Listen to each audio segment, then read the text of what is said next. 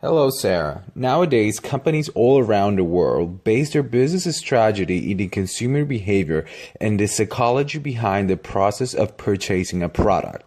Understanding the consumer behavior and the marketing psychology helps managers identify different types of consumer trends and roles that had a big influence in the demand of products. These factors contribute to build more efficient business strategies and loyal consumers with a high sense of commitment to the brand.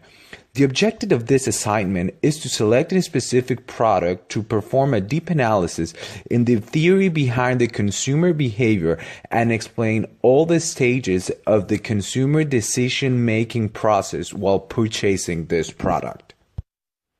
There are many reasons why to get a dog. Internal and external influence can affect the consumer's buying decisions. Scientists says that dogs help you have an active mind and body, and our parents teach us that they are great friends and companions. But choosing between different breeds of dogs can be quite a challenge. There are so many types of dogs. Each type has different needs, qualities, purposes, and features. We purchase products based on needs and wants. A need is something that is required to live, such as food, shelter, and clothes. And a want is the recognition of an unfulfilled need and a desire to satisfy it. For example, if the purpose of getting a dog is to be more active and stimulate my senses, we want a dog. We need a dog if we have a disability, and the dog will help us perform activities that we are incapable to perform. The Maslow hierarchy of needs theory tells that the foundation of the human needs are the physiological needs such as food, sleep, and clothing. Then we have safety needs, love and belonging needs, self-esteem, and self-actualization needs. Dogs can give us a sense of social stability, friendship, a sense of connection, and respect for others. Humans have different types of needs, such as biogenic, sexogenic, hedonic, and utilitarian needs. According to research, people have two primary shopping motivations, hedonics and utilitarian needs. Our utilitarian motives for shopping include meeting basic needs, finding great convenience, and searching for better prices. For example, a blind person wouldn't spend too much time choosing between an experienced Labrador guiding dog or a Chihuahua.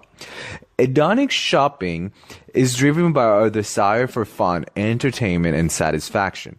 For example, based on the hedonic needs of a young woman that wants to follow fashion trends and project glamour, a Pomeranian dog would make more sense than an experienced Labrador guiding dog.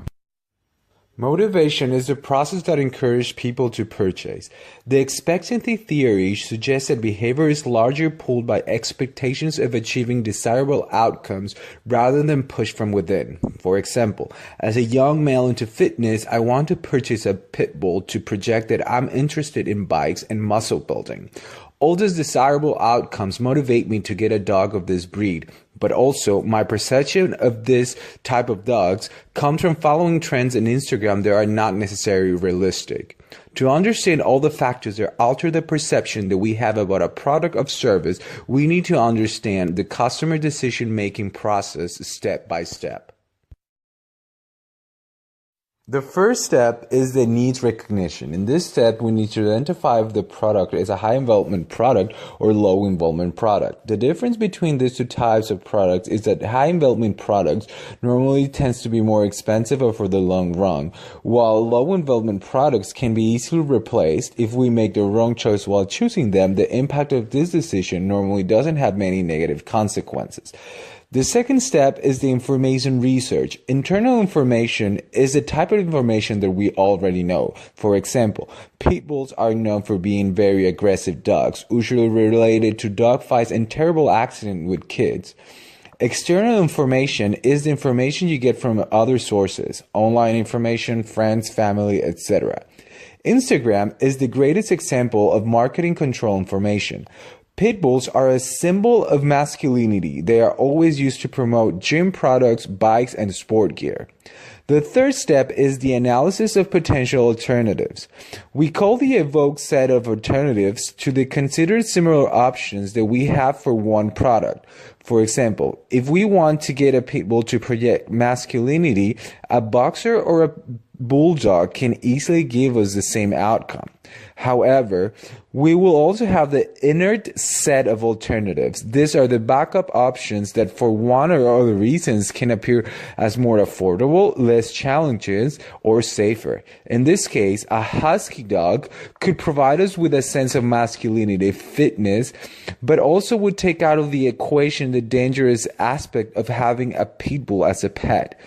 The inept set of alternatives are the options we will avoid while trying to look masculine and directed to fitness. Example, a Maltese dog, a Chihuahua dog, or a Pomeranian. Step number 4, purchase. This step addresses the considerations that need to be taken while purchasing the product. We know dogs can be expensive, but it's not like the consumer is going to need to get a loan. It's very likely that the consumer will consider using their personal income or a credit card. Step number 5, post-purchasing behavior. The cognitive dissonance is the consumer experience after buying a product. The inner tensions that a consumer experiences after recognizing an inconsistency between behavior and values or opinions. For example, buying a pit bull is not going to give me a more masculine body, and certainly is not going to make me a tougher guy. It's going to take some time and a lot of training to get my dog to behave in the way I would like to behave, and it's going to take me some time to change all habits and adapt to this new partnership.